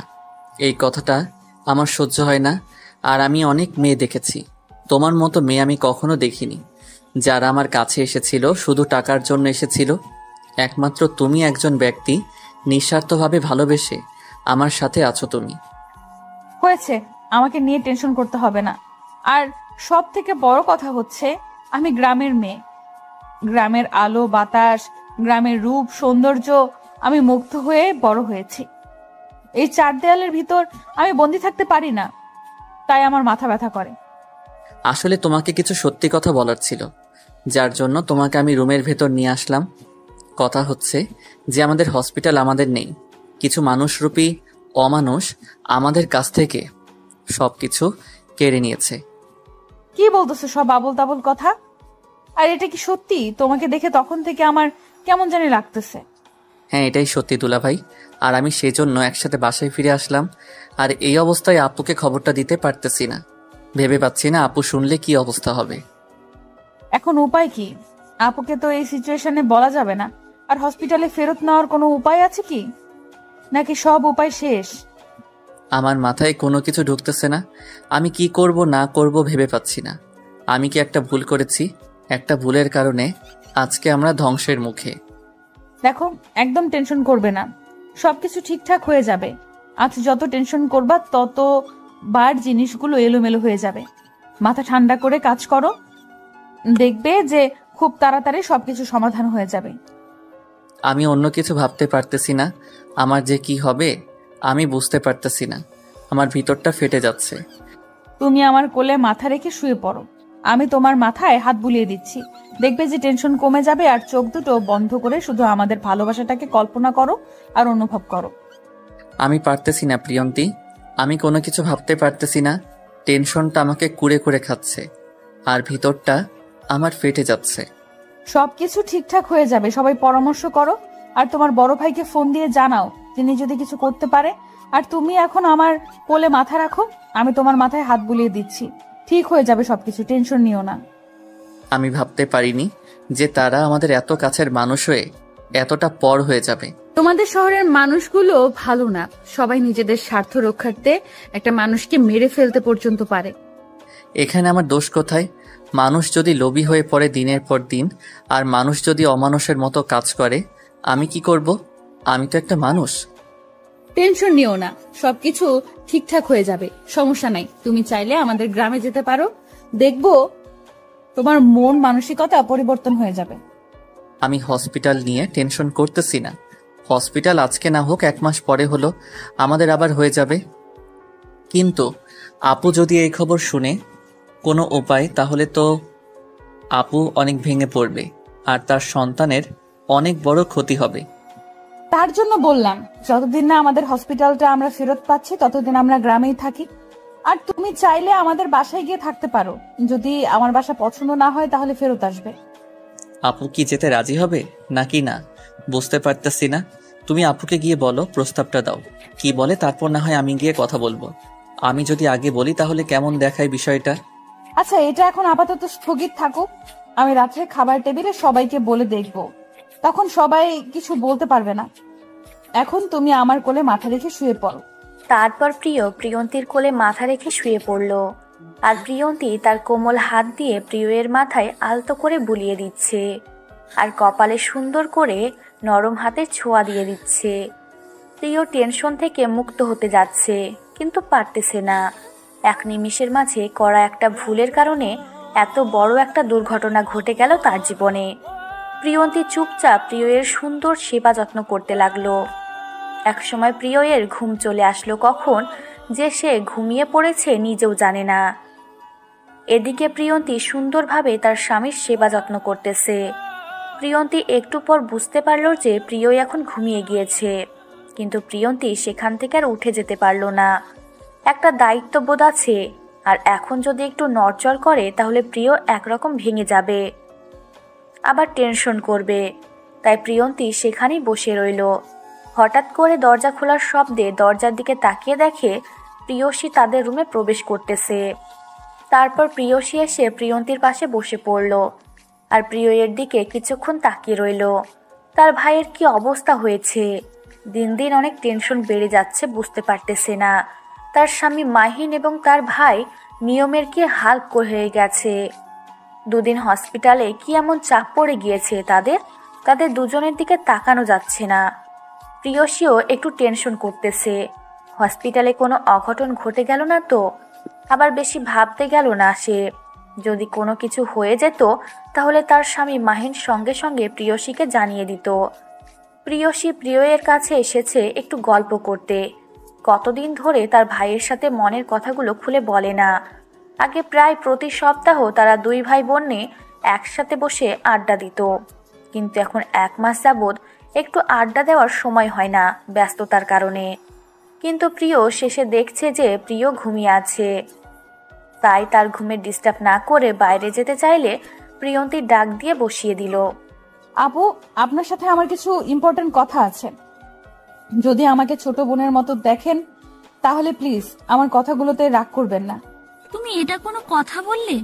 তোমাকে বলছি না তোমার মনে যত কথা আছে তোমার মনে যত পরিমাণ বেদনা আছে আমার সাথে শেয়ার করবে, তোমার যত আবদার আছে আমার সাথে শেয়ার করবে।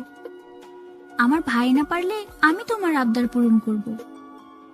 আমি চাচ্ছি আপনাদের সবাইকে নিয়ে আমাদের গ্রামটাতে একবার ঘুরে আসতে। দীর্ঘ 5 থেকে 6 মাস হলো কোথাও যাচ্ছি না, আর আমার বাবা তো সবসময় গ্রামেই থাকতো, হারানো গ্রামে থাকতাম, তাই আবহাওয়াটাকে অনেক মিস করতেছি। যদি আপনারা আমাদের সাথে যেতেন। আমি কোনো কিছু বলতে পারবো না। যদি প্রিয় এবং মাহিনী রাজি হয় তাহলে আমার কোনো কিছু বলার নেই। আর বিশেষ করে যদি তুমি প্রিয়কে ম্যানেজ করতে পারো তাহলে মনে করো সবাই রাজি হয়ে যাবে। প্রিয়কে রাজি করার দায়িত্ব আমার। আপনারা শুধু একটু প্রিয়কে বলবেন যে আপনারা যেতে চান। আপনাদের যেতে কোনো সমস্যা নেই। প্লিজ, আমার শুধু একটাই অনুরোধ, অনেকদিন ধরে কোথাও যাচ্ছি না, আর আমি কথা দিচ্ছি আমার গ্রাম দেখে আপনাদের মন অনেক ভালো হয়ে যাবে। আচ্ছা, তাহলে তুমি প্রিয়র সাথে কথা বলে দেখো ও কি বলে। আমি না হয় বলবো যে আমার যেতে কোনো সমস্যা নেই, আর আমি মাহিনকে না হয় ম্যানেজ করে নিতে পারবো। আর মাহিনকে আমি একটা কথা বলে সে না করতে পারবে না, আমি সেই আশাটা করি মাহিনের কাছ থেকে। আচ্ছা আপু, তাহলে আপনি মাহিন ভাইয়ের সাথে কথা বলেন, আর আমি প্রিয়র সাথে কথা বলে আপনাকে জানাবো কি উত্তর দেয়। আচ্ছা, তাহলে আমি মাহিনের সাথে গিয়ে কথা বলে, আর প্রিয় এখন ঘুমাচ্ছে, ডিস্টার্ব করা ঠিক হবে না। আমরা বেশি কথা না বলি তাহলে ঘুমটা ভেঙে যাবে। আচ্ছা আপু, আমি একটু পর রান্নাটা করতেছি। আজকে মনে হয় কাজের মেয়েটা আসবে না, তার শরীর অসুস্থ, 3 দিনের ছুটি নিয়েছে। আচ্ছা, সমস্যা নেই, এখন রান্না না করলেও চলবে। আমি ফুডপান্ডা থেকে অর্ডার করেছি সবার জন্য, কারণ আমিও জানি আর কাজের মেয়েটা আমাকে বলে দিয়েছে। আপনার মতো বোন যদি প্রতিটা মেয়ে শ্বশুরবাড়িতে এসে পেত, তাহলে আজকে কোনো বউকে শ্বশুরবাড়িতে এসে নির্যাতিত হতে হতো না। পাগলি বোন কোথাকার, সবার মন মানসিকতা কি এক হয়? দেখো, আমি আমার মন মানসিকতা নিয়ে চলি, আর এই মন মানসিকতা তোমার পছন্দ হয়েছে। অনেক মানুষ বিভিন্ন ধরনের হয়। কিন্তু আপনার মতো মানুষ হয় না, কারণ আপনি আমাকে এত সুন্দরভাবে মেনে নিয়েছেন। আমি গরিব ঘরের একটা মেয়ে, আমাকে বুঝতেই দেন না যে আমার ফ্যামিলি কতটা গরিব। আর কোনোদিন যদি আমার মুখের সামনে এসব কথা বলেছো, তাহলে কিন্তু তোমার অবস্থা খারাপ করে দিব বলে দিচ্ছি। আর এসব বকবক শোনার সময় আমার কাছে নেই, আমি গেলাম। কথাটা বলে প্রিয়সী সেখান থেকে চলে গেল। আর প্রিয়সী চলে যাওয়ার কিছুক্ষণ পরে প্রিয়ের ঘুমটা ভেঙে গেল। আর চোখ দুটো মিটমিট করে খুলে প্রিয়ন্তীর দিকে মিষ্টি চাহনিতে তাকিয়ে রইল।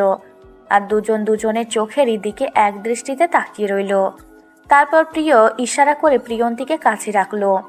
কাছে আসতে প্রিয় তার ঠোঁট দুটো দিয়ে প্রিয়ন্তীর কপালে আলতো স্পর্শ করে দিল। মুহূর্তের মাঝে প্রিয়ন্তীর গায়ে শিহরণ বয়ে গেল। প্রিয়ন্তীর মনে হচ্ছে এটাই ভালোবাসা, আর এই শিহরণটা সে সারা জীবন চায়। এই যে ভালোবাসার শিহরণ, এই শিহরণ কেউ কখনো ব্যাখ্যা করতে পারবে না। এটা শুধু কল্পনাতেই অনুভব করা যায়। এটার ব্যাখ্যা কোনো ভালোবাসার মানুষ দিতে পারবে না। এই শিহরণটা শুধু অনুভব করার মতো। তারপর প্রিয়ন্তী প্রিয়ের কপালে একটা ভালোবাসার পরশ চুম্বন এঁকে দিল। তারপর প্রিয় উঠে বসে পড়ল এবং প্রিয়ন্তীকে তার বুকে টেনে নিল। এখন কেমন লাগতেছে তোমার? মাথা ব্যথা কমেছে নাকি এখনো আছে? এখন ঠিক আছে। এখনো মাথাটা কেমন জানি ঝিম ধরেছে। একটু গোসল করবো। আর তুমি এখানে বসেছিলে এতক্ষণ? বসেছিলাম কোথায়, তোমাকে দেখতেছিলাম। জানো, তুমি ঘুমালে না অনেক সুন্দর লাগে। আর তোমার রাগান্বিত চেহারাটা একদম পরিবর্তন হয়, মিষ্টি একটা চেহারায় রূপান্তরিত হয়ে যায়। হইছে তোমার চাপাবাজি করা। এখন যাও, গিয়ে আমার জন্য একটা কফি বানিয়ে নিয়ে আসো। আমি গোসল করে নেই, না হলে মাথাটা কেমন জানি করবে। আচ্ছা, আর আপুকে আমি মেসেজ করে নিয়েছি। আপু এসেছিল আমাদের রুমে। আমি তখন আমাদের গ্রামে যাওয়ার কথা বলেছিলাম। তাহলে তো ভালোই হয়েছে। আপু কি ডিসিশন দিয়েছে, যাবে নাকি যাবে না? আপুর এই অবস্থায় না চাইতেও পারে। তাও তোমাকে কি বলেছে? আপু বলেছে তার কোনো সমস্যা নেই যদি তোমার কোনো সমস্যা না থাকে। আর আপুর এই অবস্থায় একটু ঘোরাঘুরি করলে অনেক ভালো লাগবে। অনেক খারাপ মুহূর্তগুলো ভালো মুহূর্তে পরিবর্তন হয়ে যাবে। তাহলে তো ভালোই হয়েছে। আপু যেহেতু রাজি আছে, তাহলে আপুকে নিয়ে তোমরা আগে চলে যাও। আঙ্কেল সহ আমি আর দোলা ভাই হসপিটালে দেখি কতদূর কি করতে পারি। আমরা আগামীকাল আসবো। এটা বললে তো হবে না, আমরা সবাই একসাথে যাব, তাহলে অনেক মজা করতে পারবো। আর আমরা যখন 3 জন আলাদা যাব, তোমরা 2 জন আলাদা আসবে, সবার মন মেজাজ খারাপ থাকবে। প্লিজ তুমি এরকম কিছু করিও না। আচ্ছা লক্ষ্মীটি, তুমি যেটা বলবে সেটাই হবে। এখন সুন্দর করে একটা ভালোবাসার পরশ এঁকে দিয়ে তুমি আমার জন্য 1 কাপ কফি বানিয়ে নিয়ে আসো। আমি গোসলটা শেষ করে আসি। তোমার সব সময় দুষ্টুমি করতে ভালো লাগে, তাই না? আমার তো মনে হয় না। তুমি কি কখনো বিরক্ত হও আমার ছোঁয়া পেতে? তুমি সব সময় বাহানা খোঁজো। ও আচ্ছা, তাহলে তুমি যেহেতু আমাকে ভালোবাসতে দেবে না আর তুমি আমাকে ভালোবাসা দিবে না, তাহলে আমি অন্য কোনো মেয়ের কাছে চলে যাচ্ছি। এই কথা বলার সাহস হলো কি করে তোমার? তোমাকে যে আমি কি করব আর কি বলবো এখন কিছু বলতেছি না। এখন যাও, গোসল করে আসো। আমি তোমার জন্য কফি বানিয়ে নিয়ে আসতেছি। আনরোমান্টিক কোথাকার।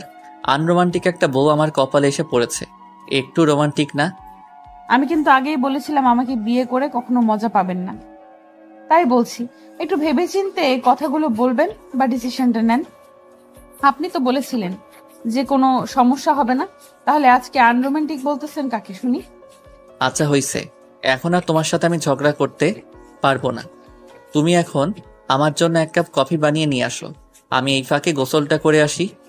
কথাটা বলে প্রিয় যখন বিছানা থেকে নেমে যাবে, তখন হঠাৎ করে আচমকা প্রিয়ন্তী প্রিয়ের ঠোঁটে নিজের ঠোঁট দুটো আলতো করে ছুঁয়ে দিল। প্রিয় আচমকা এরকম ঘটনার সম্মুখীন হয়ে তো অবাক হয়ে গেল। আর প্রিয়ন্তী এক দৌড় দিয়ে রুমের বাইরে চলে গেল, যাতে করে প্রিয় তাকে কোনো লজ্জায় ফেলে দিতে না পারে। প্রিয় বেচারা কি আর করবে, কিছু তো বলতে পারছে না তার বউকে। তার বউ পালিয়ে গেছে এখান থেকে। তাই একটু মুচকে হাসি দিয়ে বাথরুমে চলে গেল গোসল করার জন্য। আর এদিকে প্রিয়ন্তী এক দৌড় দিয়ে রান্নাঘরে চলে এসেছে কফি বানানোর জন্য। আর এদিকে প্রিয়সী বসে ভাবতেছে যে মাহিন কি গ্রামে যাওয়ার জন্য রাজি হবে। কিনা মাহিন বলেছিল যে একবার সে গ্রামে গিয়েছিল, তারপর থেকে তার গ্রামে যাওয়ার কোনো ইচ্ছা নাই। প্রিয়সী একা রুমের ভেতর বসে আছে, তার কেমন জানি খারাপ লাগতেছে। আজকে হঠাৎ করে সে কি একটা কারণে মন খারাপ করে বসে আছে, তার মনের ভেতর কোনো কারণ খুঁজে পাচ্ছে না। আর এদিকে মাহিন বাজারে গিয়েছে, এখনো ফেরার নাম গন্ধ নাই। কালকে একটু অল্প পরিসরে সবাইকে ইনভাইট করে খাওয়া দাওয়া করাবে। আর এদিকে তো সব কিছু প্ল্যান করতে হবে, রাতের মধ্যে সব কিছু গুছিয়ে নিতে হবে। কিন্তু এখনো মাহিন বাজার থেকে ফিরতেছে না কেন? কিসের জন্য? হঠাৎ করে কলিং বেলের শব্দ পেল। তাড়াহুড়ো করে না গিয়ে ধীরে ধীরে গিয়ে দরজাটা খুলে দিয়ে দেখে মাহিনের বেহাল অবস্থা। বাজার করতে করতে ঘামিয়ে গিয়েছে, কেমন জানি একটা অবস্থা হয়ে গিয়েছে, চেনা যাচ্ছে না। তারপর মাহিন তাড়াহুড়ো করে সব কিছু স্টোর রুমে রেখে দিয়ে দৌড়ে নিজের রুমে চলে আসলো। পিছনে পিছনে প্রিয়সী রুমের ভিতরে চলে আসলো। কি হয়েছে তোমার? এই অবস্থায় কিসের জন্য? আর এত সময় লাগে এইটুকু বাজার করতে? সে কথা তুমি আর বলিও না। আমি ভাবলাম যে দ্রুত যাব, দ্রুত ফেরত আসবো, কিন্তু সেখানে গিয়ে কয়েকজন ক্লায়েন্টের সাথে দেখা, তাদের সাথে একটু গল্প করতে লেট হয়ে গেছে। আর যখন বাজারে গেলাম, বাজারে গিয়ে দেখি বৃষ্টি পড়তেছে। তাহলে একটু অপেক্ষা করে তারপর বাজার করে নিয়ে বাসায় ফিরতে। আর আমাকে একবার ফোন করে বলে দিলে এত টেনশন হতো না। আর তুমি সেই গেলে, আর এখন ফিরে আসলে। বাদ দাও এসব কথা, এসব নিয়ে কোনো কথা বলতে চাই না। আর আমি একটু ভিজিট করলাম যাতে করে বাইরে বেশ কথা হয় আর তোমার টেনশন কম হয়। হাত ধরো না, তোমার সাথে একটা কথা ছিল। আর কথাটা হচ্ছে যে প্রিয় এবং প্রিয়ন্তী হানিমুনে তো কোথাও গেল না। আজকে প্রিয়ন্তী আমার কাছে একটা আবদার করেছে, আমি তো সেটা না করতে পারি না। তাহলে মেনে নাও, কি বলেছে সেটা করো, বা কোথায় যেতে চায় সেটা ব্যবস্থা করো, দিচ্ছি, সমস্যা কি? যেহেতু তারা বিয়ের পর কোথাও যায়নি এখন পর্যন্ত। প্রিয় এবং প্রিয়ন্তী প্ল্যান করেছে তারা প্রিয়ন্তীর গ্রামটা ঘুরে দেখে আসবে। অনেক সুন্দর শস্য শ্যামলে ভরপুর একটা গ্রাম। আমি তো বলেছি যে আমি যাব, কিন্তু এখন যদি তুমি বলো না, তাহলে আমরা দুজন যাব না, ওরা গিয়ে ঘুরে আসবে। আচ্ছা, আমি এই বিষয় নিয়ে কোনো কথা বলতে চাই না, প্রিয়র সাথে কথা বলবো। যদি প্রিয় বলে যে ও যাবে তাহলে আমরা যাব, কোনো সমস্যা নেই। এখানে প্রিয় যেটা বলবে আমি সেটাতেই রাজি আছি। আচ্ছা যাও, এখন গিয়ে গোসলটা শেষ করে নাও, পরে এসব নিয়ে কথা বলা যাবে। আজকে এসব নিয়ে কথা বলার সময় না। কালকে একটা ছোট পরিসরে হলেও একটা আয়োজন হচ্ছে, এসব ঝামেলা শেষ করে তারপর এটা ভেবে দেখা যাবে। আচ্ছা, আমরা যেটা করতেছিলাম সেটা করি, এসব নিয়ে পরে টেনশন করব। তুমি এসব নিয়ে একদম টেনশন করবে না, তুমি আমাদের অনাগত বাবুকে নিয়ে টেনশন করো। তারপর প্রিয়সী কোনো কথা না বলে চুপচাপ বিছানায় গিয়ে শুয়ে পড়ল। আর এদিকে মাহিন গোসল করার জন্য বাথরুমে চলে গেল। প্রিয় মাত্র গোসল শেষ করে বাইরে বেরিয়ে এসেছে আর টাওয়াল দিয়ে আয়নার সামনে দাঁড়িয়ে নিজের শরীরটা পরিষ্কার করতে যায়। এই সময় প্রিয়ন্তী রুমের ভেতর ঢুকে প্রিয়ের এই অবস্থা দেখে একটা চিৎকার দিয়ে হাতে থাকা কাপটা ফেলে দিল। কারণ প্রিয়ন্তী প্রিয়ের এরকম চেহারা, এরকম লুক এর আগে কখনো দেখেনি। এত ফিটনেস, আর হঠাৎ করে চিৎকার শুনে তো প্রিয় পিছনে তাকিয়ে দেখে প্রিয়ন্তী চোখ বন্ধ করে দাঁড়িয়ে আছে আর নিজের হাত দুটো চোখের উপর দিয়ে দাঁড়িয়ে আছে। প্রিয় বুঝতে পেরে গেল তার এমন অবস্থা হওয়ার কারণ কি। আর প্রিয় নিচের দিকে তাকিয়ে দেখে তার কফি মাটিতে গড়াগড়ি খাচ্ছে। কি আর করার, বউয়ের হাতের কফি খাওয়া হলো না তার ভাগ্যে। তারপর প্রিয় ধীরে ধীরে প্রিয়ন্তীর কাছে চলে আসলো। এসে প্রিয়ন্তীর দুই বাহুতে দুই হাত রাখলো প্রিয়। আর তখন প্রিয়ন্তীর মনের ভিতর কেমন জানি অচেনা একটা অদ্ভুত অনুভূতি কাজ করতেছিল। তার শক্তিটা কেমন জানি লোপ পাচ্ছে, আর তার যে নিঃশ্বাস সেটা অনেক দ্রুত ভারী হয়ে যাচ্ছে। স্বাভাবিকভাবে নিঃশ্বাস নিতে পারতেছে না, তার হার্টবিট কেমন জানি থেমে যাচ্ছে। আর প্রিয়ন্তীর চোখ খোলা তো দূরের কথা, নিঃশ্বাস নিবে সেই নিঃশ্বাসটা পর্যন্ত ভালো মতো নিতে পারতেছে না। আর প্রিয়ের নিঃশ্বাস তার মুখের উপর পড়তেছে। কেমন জানি একটা অদ্ভুত অনুভূতি কাজ করতেছে প্রিয়ন্তীর মনের ভেতর। আর প্রিয়ন্তীর ইচ্ছে করতেছে এখান থেকে দূরে কোথাও চলে যেতে একটা দৌড় দিয়ে, কিন্তু কোনো এক অজানা বাধায় সে আবদ্ধ হয়ে সেখানেই দাঁড়িয়ে আছে। চাইলেও সে সেখান থেকে এক পা কোথাও যেতে পারতেছে না। প্রিয়ন্তী শেষ পর্যন্ত নিজেকে ধরে রাখতে পারল না, গাটা এলিয়ে দিল প্রিয়ের বুকে। কি হলো, তুমি ঠিক আছো তো? এই প্রিয়ন্তী, এই মায়াবতী, কি হলো? আমি নিঃশ্বাস নিতে পারতেছি না, আমার হার্টবিট কাজ করতেছে না। আমি চোখ খুলে তোমাকে দেখতে পারতেছি না। এটি কি হয় আমার সাথে? আরে পাগলি, এটা কোনো ব্যাপার না, সব ঠিক হয়ে যাবে। তুমি তাকাও আমার দিকে, দেখো, সাহস করো, আর আমার দিকে সুন্দর করে তাকাও, সব ঠিক হয়ে যাবে। আমি পারতেছি না, আমার কেমন যেন দম বন্ধ হয়ে যাচ্ছে, আমার হার্টবিট ঠিক মতো চলতেছে না। তোমাকে দেখে আমার এরকম কেন হয় বলো প্লিজ? তোমার প্রতিটা স্পর্শে আমার মনের ভেতর শিহরণ বয়ে যায়। আরে বাকি সবকিছু ঠিকঠাক হয়ে যাবে। তুমি এখন আমার কফি কোথায়? কি করলে? আমি যে কফি খেতে চাইলাম আমার বউয়ের হাতের, সেই কফি কোথায়? সত্যি তুমি আমাকে কখনো ছেড়ে যাবে না তো? তুমি যদি আমাকে কখনো ছেড়ে যাও, সত্যি আমি মরে যাব।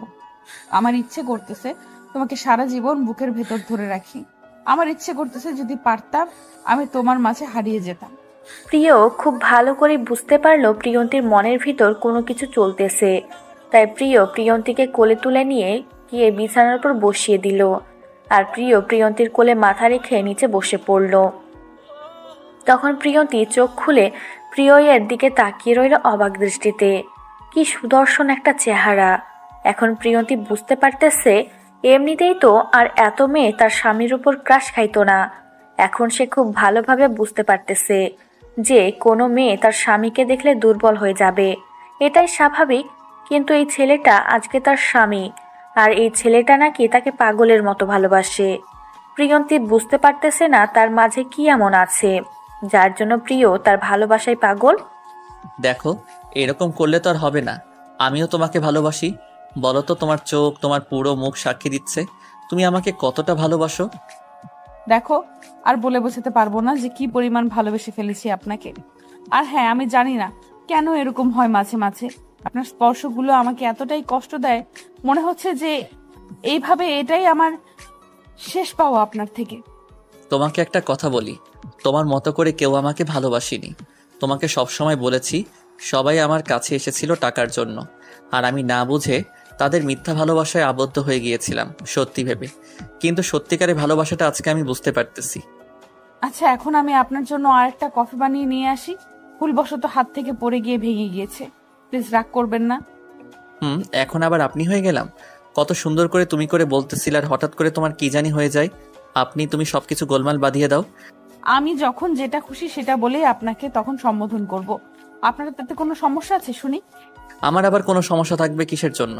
তোমার যা খুশি তাই বলে তুমি আমাকে সম্বোধন করতে পারো, প্রিয় মায়াবতী। আচ্ছা, আপনি এখানে থাকেন, আমি এক কাপ কফি বানিয়ে নিয়ে আসতেছি। পানি গরম আছে, বেশিক্ষণ সময় লাগবে না।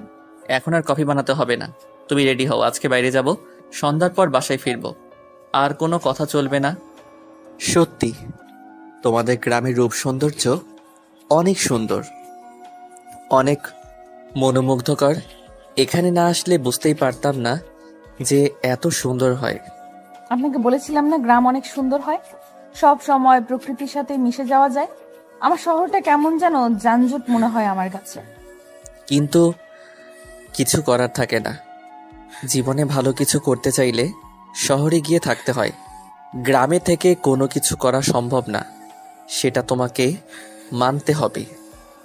আমি তো বলতেছি না যে শহর খারাপ, আমি বলতেছি গ্রামটা মনোমুগ্ধকর, আর গ্রামের প্রকৃতি অসাধারণ। এটাই বলছি, গ্রামের রূপ সম্পর্কে কথা বলছি, আমি কম্পেয়ার করতেছি না। তোমার কথায় যুক্তি আছে। এখন বাসায় ফিরতে হবে, আর তুমি চাইলে এখানে থাকতে পারো, কিছুদিন পর শহরে আসতে পারো, কোনো সমস্যা নেই। আমি এখানে একা থেকে কি করব? সবাই শহরে চলে যাবে, আমি এখানে একা থাকতে পারবো? আর কয়েকদিন ঘুরলাম, সবার সাথে বের হলাম, দেখা করলাম, কারো সাথে তো দেখা করার নেই, তাহলে এখানে থেকে কি করব? এ তো তোমার জন্মস্থান, তোমার একটা জন্মভূমি। তুমি এখানে কিছুদিন থাকলে তোমার ভালো লাগবে, কারণ শহরটা যেহেতু তোমার কাছে যানজট মনে হয়, তোমার মন জুড়িয়ে তুমি শহরে আসিও। আমাকে এভাবে বলতেছো? বুঝতে পারতেছি না। এখন বলতেছো যে আমার যেটা করার ইচ্ছা সেটাই করতে পারবো, বাট তুমি আমাকে জোর করে নিয়ে যাওয়ার চেষ্টাই করতেছো না, ব্যাপার কি? এখন আমি বুঝতে পারতেছি তুমি এই কথাটার উল্টো মানে বের করে ফেলছো। আমি আর কখনো এমন কথা বলবো না, মাফ করে দাও। তাও রাগ করিও না। এখন চলো, চলে যাই। সবাই গাড়িতে আমার জন্য অপেক্ষা করতেছে। কথাটা যেন মাথায় থাকে। আর কখনো যদি এভাবে কথা বলছো তাহলে সত্যি সত্যি চলে যেও, আর কখনো ফিরে আসবে না। কথাটা মাথায় রেখো। আর বললাম তো, আর কখনো এরকম হবে না। সবাই আমাদের জন্য অপেক্ষা করতেছে, আর আমরা এখানে এখনো দাঁড়িয়ে আছি। সবাই কি ভাববে যে আমাদের কথা শেষ হচ্ছে না, আর আমি তো বাড়িতে গিয়ে কথা বলতে পারবো। তারপর প্রিয়াঙ্কার কোন কথা বলে। প্রিয়া প্রিয়ন্তী দুজনে একসাথে গিয়ে গাড়িতে উঠে বসলো। প্রিয় এর মাথায় অনেক টেনশন। হসপিটালের এখনো কোনো কিছু করতে পারলো না। আজকে রাত্রে গিয়ে সবাই মিলে বাসায় যাবে। কি হয় না হয়, তাদের কি আবদার, তারা হসপিটাল ফেরত দিবে কি দিবে না, এসব নিয়ে কথা বলবো সবার সাথে আজকে। আর মাহিন অনেক টেনশনে আছে। এই খবর এখন পর্যন্ত প্রিয়সী জানে না। আর মাহিন এবং প্রিয় এই দুজন ব্যতীত আর যারা এসব চক্রান্ত করে হসপিটাল নিজেদের করে নিয়েছে তারা ব্যতীত কেউ জানে না এই খবরটা। মাহিন এবং প্রিয় দুজন দুজনের দিকে তাকিয়ে চোখে চোখে ইশারা করতেছে। তাদের এখানে বেশিক্ষণ থাকা যাবে না, খুব দ্রুত ফেরত যেতে হবে, না হলে আর কিছুদিন গেলে হসপিটাল তারা আর কোনোদিন পাবে না। এটাই সময়। তারা শহরে পৌঁছে গেল এবং প্রিয় প্রিয়ন্তী এবং সবাই একসাথে বাসায় এসে পৌঁছে গেল। সবাই বাসায় এসে যার যার রুমে চলে গেল। তোমাকে আমি বেশ কিছুদিন ধরে লক্ষ্য করতেছি, অনেক টেনশনে থাকো। মনে হয় তোমার চোখ দেখলে বুঝতে পারি তুমি কেমন জানি চুপ হয়ে যাচ্ছ।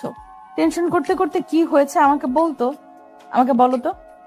সেদিন তোমাকে বললাম হসপিটালটা আমাদের সবার কাছ থেকে দূরে চলে যাচ্ছে, দিন দিন হাতের নাগালে আনতে পারতেছি না। আচ্ছা, এটা নিয়ে এত টেনশনে আছো তুমি?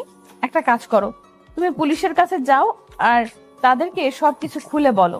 তোমার ডকুমেন্টস যেগুলো আছে সেগুলো দেখাও। এসব করতে গেলে আপু সবকিছু জেনে যাবে আর টেনশন করে সবকিছু শেষ করে ফেলবে। নিজের অস্তিত্ব বলে কিছু থাকবে না, তাই আমি এটা আপুকে জানাতে চাচ্ছি না।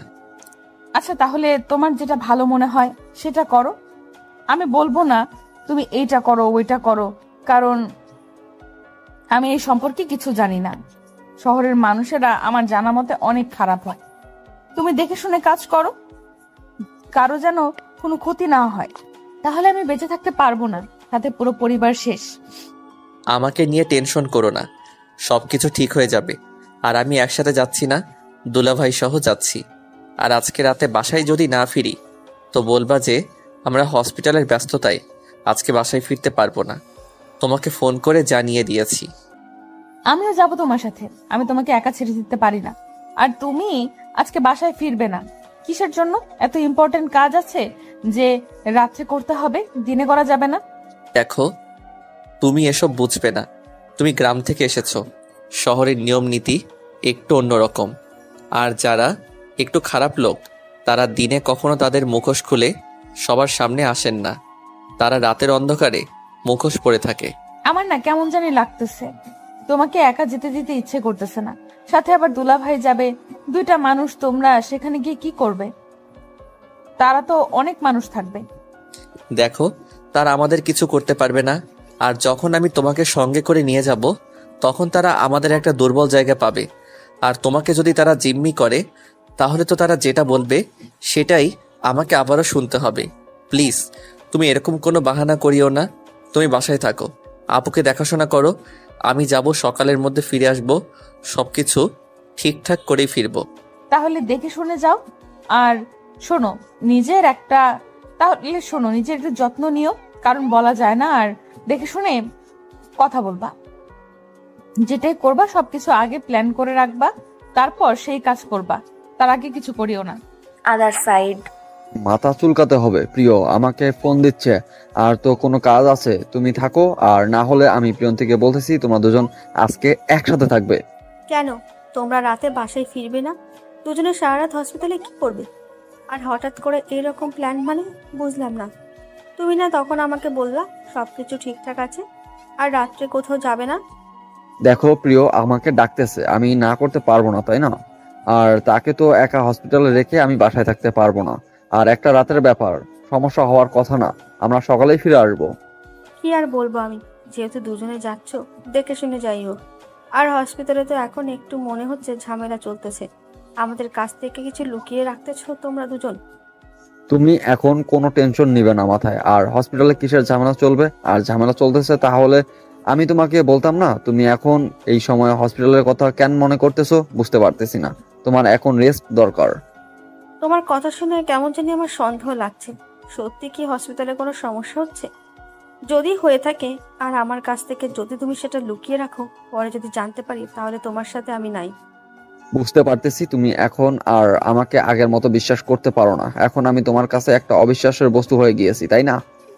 আমি বলতেছি না অবিশ্বাসের বস্তু হয়ে গিয়েছো, বলতেছি তুমি আমার কাছ থেকে যদি কিছু লুকিয়ে রাখার পরেও যদি এটা নিয়ে কোনো ঝড় ঝামেলা হয় তাহলে কিন্তু।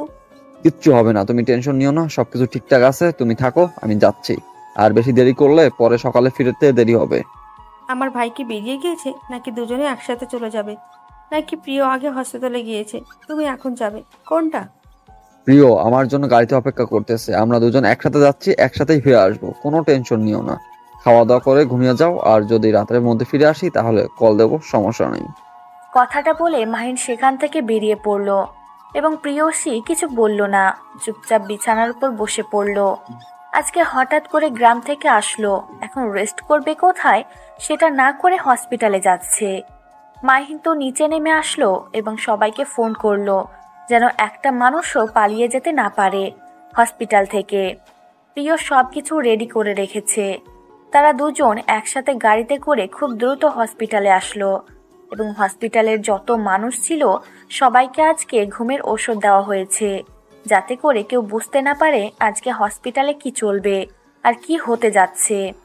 তারপর বাইরে থেকে সবকিছু বন্ধ করে দেওয়া হলো আর বাইরের সিকিউরিটি গার্ডকে বলা হলো আজকে হসপিটালের সব ডক্টর একটু ব্যস্ত আছে, তার জন্য হসপিটালে আজকে কোনো রোগী নেওয়া হবে না।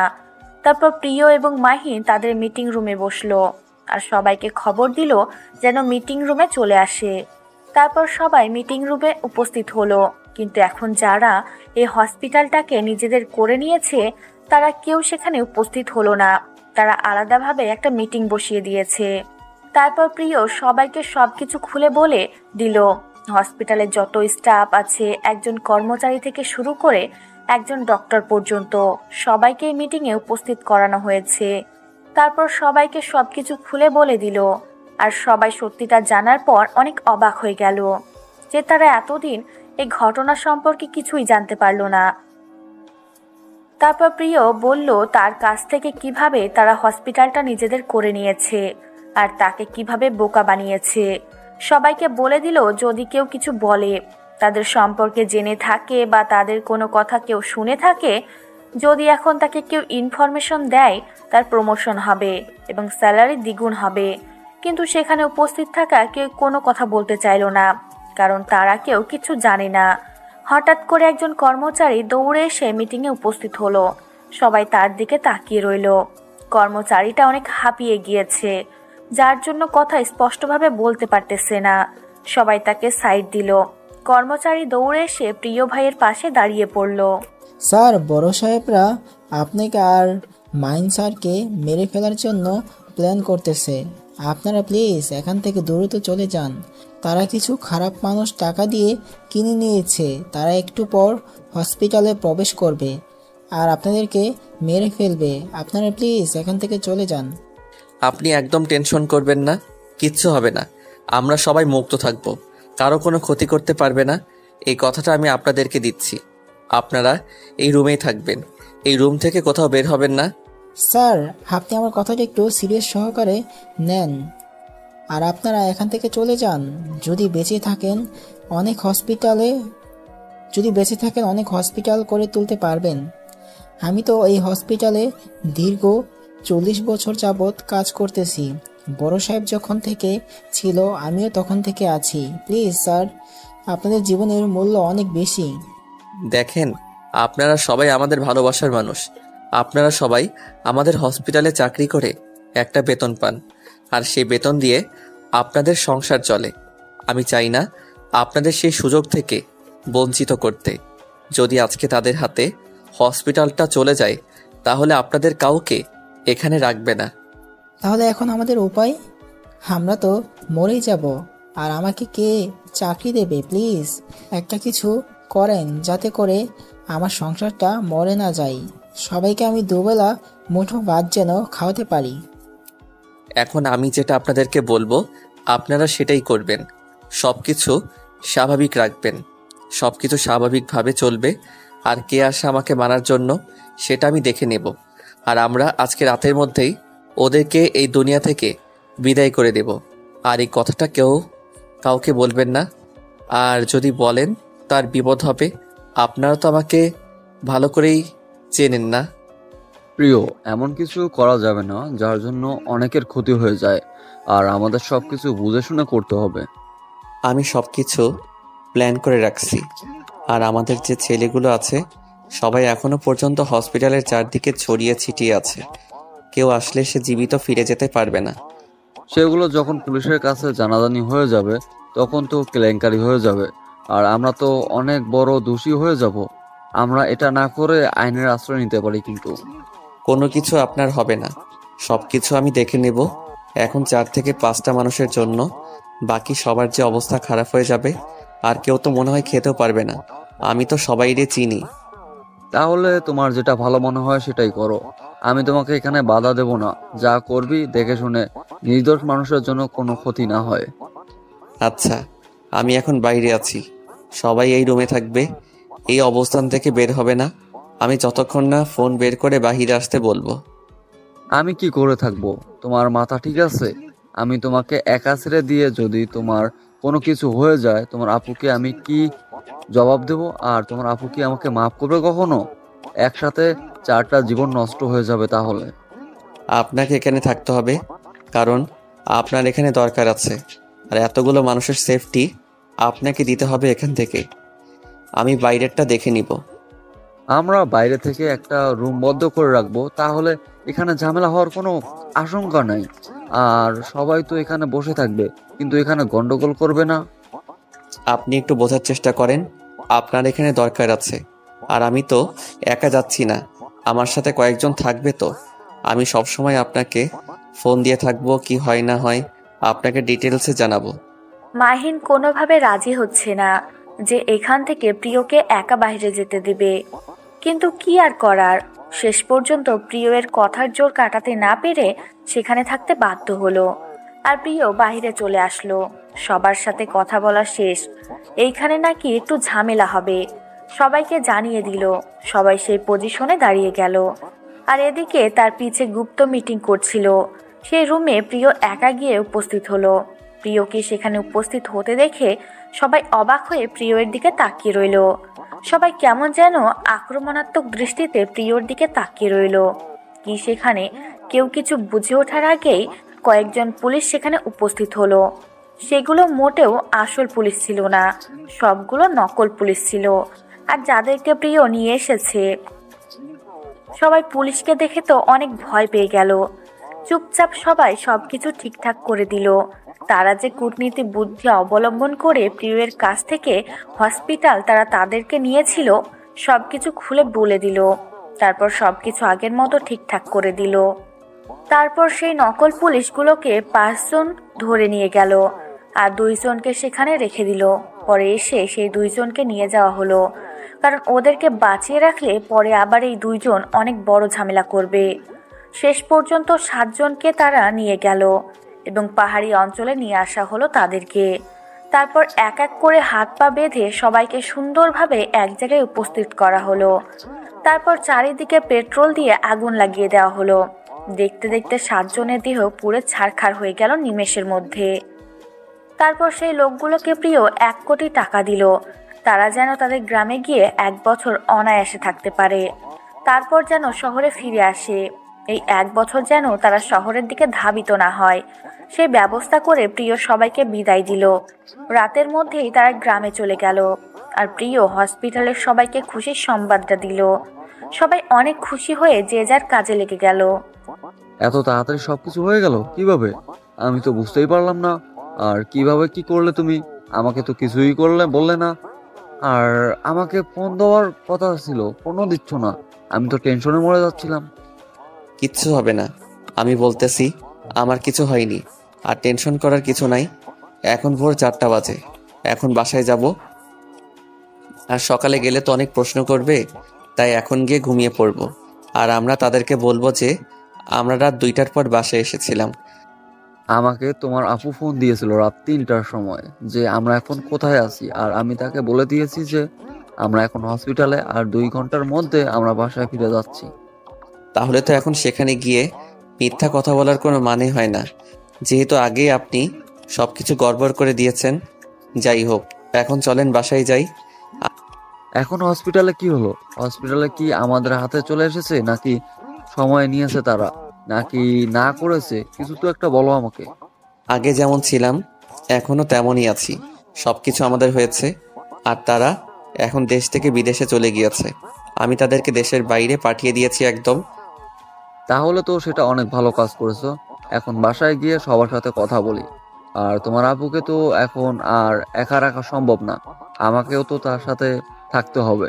হসপিটালে আমি কিছুদিন আসবো না। এখন তো ঝামেলা মুক্ত আছে, এটা নিয়ে কোনো টেনশন নেই। আপনাকে আর হসপিটাল লাগবে না, আপনার জায়গায় অন্য কাউকে এনে রেখে দেব। পরে না হয় আপনি যখন ফ্রি হবেন তখন তাকে সরিয়ে আপনি এসে বসবেন। তাহলে সেটাই ভালো কথা। তাহলে হসপিটালে অসুন্দরের জন্য আমি একটু দেখাশোনা করো। আর তুমি এখন যদি হসপিটালে চোখ দাও তাহলে আর কোনো শয়তান শুরু হবে না, বা কোনো শয়তানি শুরু হয়ে যাবে না আমাদের হসপিটালে। একদম ঠিক বলেছেন। এখন থেকে আমি নিয়মিত হসপিটালে খোঁজ খবর রাখবো।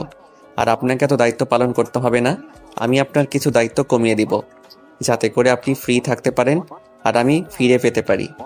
তারপর দুজনে আর কোনো কথা বলল না, চুপচাপ বাসার উদ্দেশ্যে দুইজনেই রওনা দিল। কিছুক্ষণের মধ্যেই বাসায় এসে পৌঁছে গেল।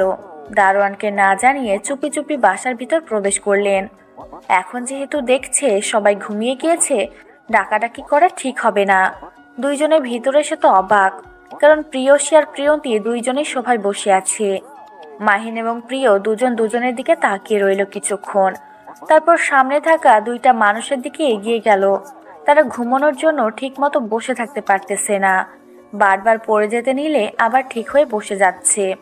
এতটা ঘুম পাচ্ছে তাদের, কিন্তু তারা এখনো না ঘুমিয়ে এখানে তাদের জন্য অপেক্ষা করতেছে। প্রিয় কোনো কথা না বলে চুপচাপ প্রিয়ন্তীকে কোলে তুলে নিল, আর মাহিন সেখানে কিছু করতে পারে না। প্রিয়সীর মাথাটা নিজের কাঁধে নিয়ে সেখানেই বসে পড়ল, আর প্রিয় প্রিয়ন্তীকে কোলে করে নিয়ে গেল।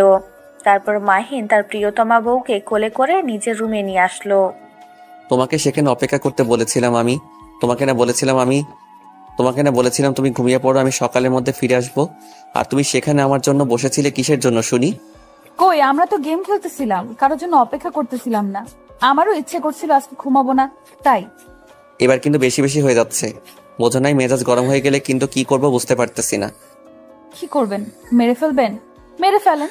এইভাবে একা রেখে বাইরে চলে যাবে আর আমি একা থাকতে পারি? আমার ভয় লাগে না? আমি তো প্রতিদিন বাইরে যাই না, একদিন কাজ আছিল তাই গেছিলাম।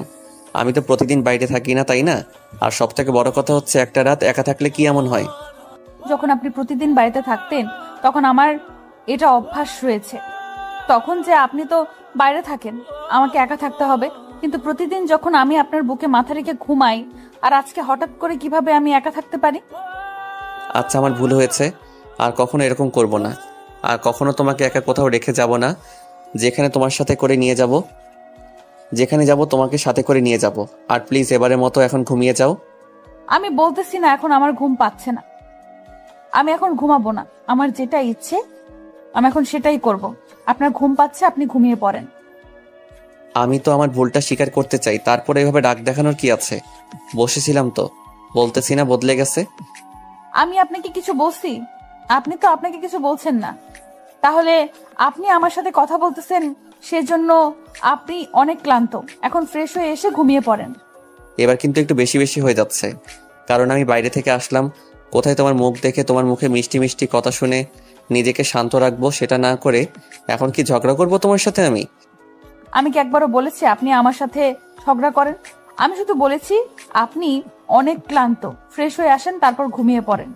আমার এখন ঘুম পাচ্ছে না।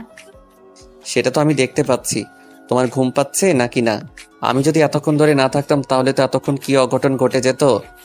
বলতেছি না আমাকে ছেড়ে দেন, আমি ঠিক আছি, আমার কিচ্ছু হয়নি। আপনি তারপরও এরকম জোর জবরদস্তি কিসের জন্য বুঝতেছি না। আমি কোনো জোর জবরদস্তি অবশ্যই করতেছি না। এখন নিজেকে শান্ত করে আসো বিছানায়। আমার খুব ঘুম পাচ্ছে। এখন তুমি আমার বুকে মাথা রেখে ঘুমাবে। চলো দুজনে ঘুমিয়ে যাব। বুঝতেছি তো, আমার এখন ঘুম পাচ্ছে না। আর আপনাকে দেখে অনেক ক্লান্ত মনে হচ্ছে। আপনি এখন ফ্রেশ হয়ে শুয়ে পড়তে পারেন না? আপনি এখন যান, গিয়ে ফ্রেশ হয়ে আসেন। এবার কিন্তু খুব খারাপ হয়ে যাচ্ছে। এবার কিন্তু আমি নিজেকে কন্ট্রোল করতে পারতেছি না। কি যে করবো বুঝতে পারতেছি না। তাই চুপচাপ আমি যেটা বলতেছি সেটা শোনো। যদি না শুনি তাহলে কি করবেন? আর আমি আপনার কথা শুনতে বাধ্য না। আমার এখন ঘুম পাচ্ছে না, আমি এখন ঘুমাবো না। আপনার ঘুম পাচ্ছে, আপনি গিয়ে ঘুমিয়ে পড়েন। আমাকে ধরে থাকতে কে বলেছে? তারপর প্রিয় আর নিজেকে কন্ট্রোল করতে পারল না। প্রিয়ন্তী ঠোঁটে তার ঠোঁট ডুবিয়ে দিল। আর অটোমেটিকভাবে এরকম করে প্রিয়ন্তী ঠোঁটে নিজের ঠোঁট ডুবিয়ে দিবে, সেটা প্রিয়ন্তী কখনো কল্পনাও করতে পারেনি। প্রিয়ন্তী প্রথমে তো যখন ছটফট করতেছিল, কিন্তু কিছুক্ষণ পর ঠিকই সেও রেসপন্স করতে লাগলো। কারণ ভালোবাসার মানুষের ওপর রাগটা সবসময় একটু বেশি হয়, তবে তার থেকে দ্বিগুণ গতিতে কমেও যায়। তারপর প্রিয়ন্তীকে কোলে করে বিছানায় নিয়ে গেল এবং প্রিয়ন্তীর উপরে শুয়ে পড়ল। আর দুজন দুজনের ভালোবাসায় নিমজ্জিত হতে লাগলো।